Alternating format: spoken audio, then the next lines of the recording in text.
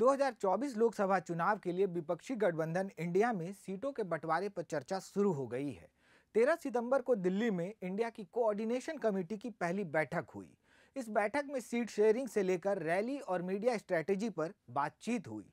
Seat sharing को लेकर सदस्य दल आपस में बातचीत करेंगे और जल्द से जल्द फैसला लेंगे।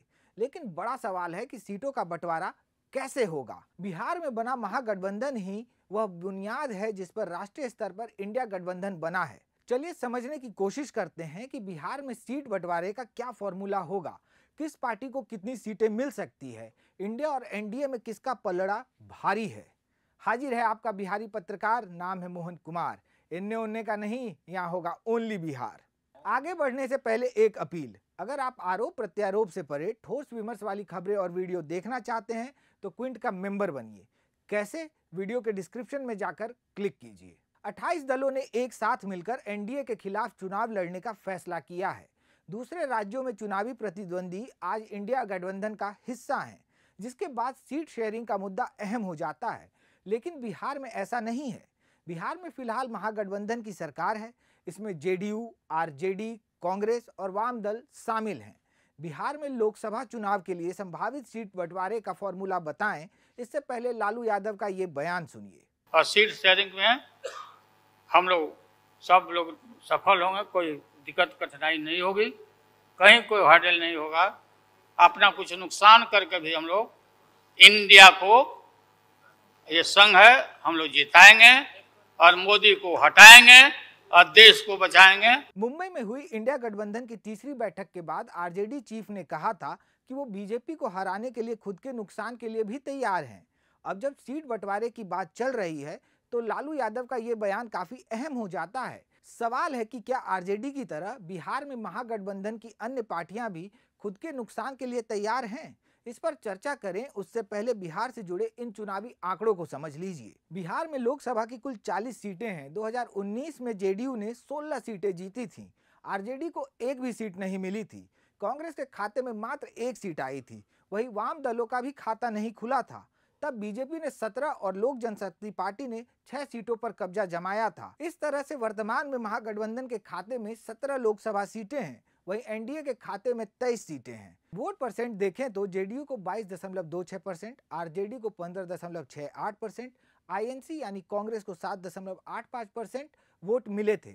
वहीं बीजेपी को 24.05% और एलजेपी को 8.01% वोट ही मिले थे।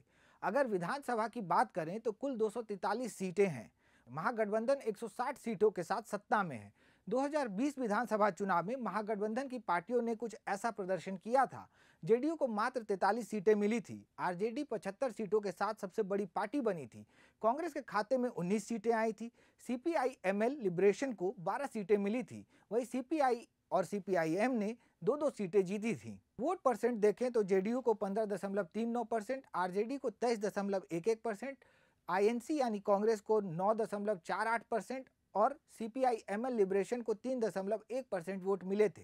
वहीं बीजेपी के खाते में 19.46%, एलजेपी को 5.66% और आरएलएसपी को 1.77% वोट आए थे। ये तो हो गए आंकड़े, जिसके मुताबिक लोकसभा में जेडीयू का वोट परसेंटेज अच्छा है तो विधानसभा में आरजेडी का। सीटों के हिसाब से विधानसभा में आरजेडी आगे है तो लोकसभा में जेडीयू। वाम दलों ने भी बढ़िया प्रदर्शन किया था। हालांकि कांग्रेस का दोनों चुनावों में कुछ खास प्रदर्शन नहीं रहा। ऐसे में सीटों का बंटवारा कैसे होगा? राजनीतिक जानकारों की माने तो बिहार में इंडिया गठबंधन 2019 के एनडीए फॉर्मूले को अपना सकती है, जिसके मुताबिक बड़े दलों को ज़्यादा सीटें और छोटे दलों को उनके प्रभाव वाली सीटें दी जा सकती हैं। क्विंट हिंदी से बातचीत में वरिष्ठ पत्रकार रवि उपाध्याय कहते हैं, जेडीयू और आरजेडी को 15-15 सीटें मिलेंगी। कांग्रेस को 8 सीटें मिल सकती है। सीपीआई और सीपीआई-एमएल लिबरेशन को एक-एक सीट मिल सकती है। इसके साथ ही वो कहते हैं, कांग्रेस अपने खाते से एक सीट पप्पू यादव के जेएपी और एक सीट मुकेश सहनी के वीआईपी को दे सकती है। वहीं सीपीआई-एमएल लिबरेशन 2 सीटों पर दावेदारी कर रही है। ऐसे में कांग्रेस को एक और सीट छोड़ना पड़ सकता है, जिसके बाद उसके खाते में 5 सीटें ही बचेंगी। वहीं वरिष्ठ पत्रकार प्रवीण बागी भी इसी फॉर्मूले की बात करते हैं। हालांकि पप्पू यादव और मुकेश सहनी के इंडिया गठबंधन में शामिल होने की बात से वो इनकार करते हैं। उनका कहना है कि तेजस्वी यादव से दोनों नेताओं के रिश्ते ठीक नहीं हैं। ऐसे में दोनों का इंडिया गठबंधन में शामिल होना मुश्किल नजर आ रहा है। वो कहते हैं कि मुकेश सहनी बिहार की राजनीति की कटी पतंग बन गए हैं, उनको कहीं ठौर नहीं मिल रहा, जिसकी वजह से राजनीति के आकाश में गोते लगा रहे हैं। टिकट बंटवारा किस आधार पर होगा, इस सवाल के जवाब में रवि उपाध्याय कहते हैं कि टिकट बंटवारा दो आधार पर होगा, पहला जाति और दूसरा लोकसभा चुनाव में प्रदर्शन। अब आपको बताते हैं कि बिहार में इंडिया गठबंधन और एनडीए गठबंधन में किसका पलड़ा भारी नजर आ रहा है। 2019 लोकसभा चुनाव के नतीजों के आधार पर इंडिया गठबंधन यानी जेडीयू, आरजेडी, कांग्रेस और वाम दलों के शेयर को मिला दें तो 49% वोट होता है। वहीं एनडीए गठबंधन यानी बीजेपी, एलजेपी, आरएलएसपी, एचएएम को मिला दें तो उनका वोट शेयर 38% होता है। हालांकि एक तरफ जहां इंडिया गठबंधन एकजुट नजर आ रहा है, वहीं एनडीए का मामला पूरी तरह से साफ नहीं है। चिराग पासवान ने तो हाथ मिला लिया है, लेकिन हाजीपुर सीट को लेकर पशुपति पारस और वो आमने सामने हैं। पारस मोदी कैबिनेट में हैं तो चिराग अभी अभी एनडीए के साथ आए हैं। वहीं उपेंद्र कुशवाहा ने सार्वजनिक रूप से एनडीए में शामिल होने का ऐलान नहीं किया है। ऐसे में एनडीए में भी सीट शेयरिंग को लेकर पेच फंसता दिख रहा है।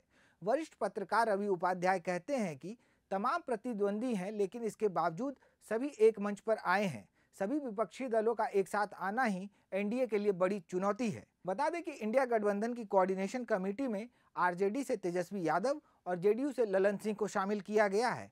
कहा जा रहा है कि कोऑर्डिनेशन कमेटी 30 सितंबर तक सीटों के बंटवारे पर फैसला ले सकती है। कांग्रेस नेता राहुल गांधी भी कह चुके हैं, स्टेज पे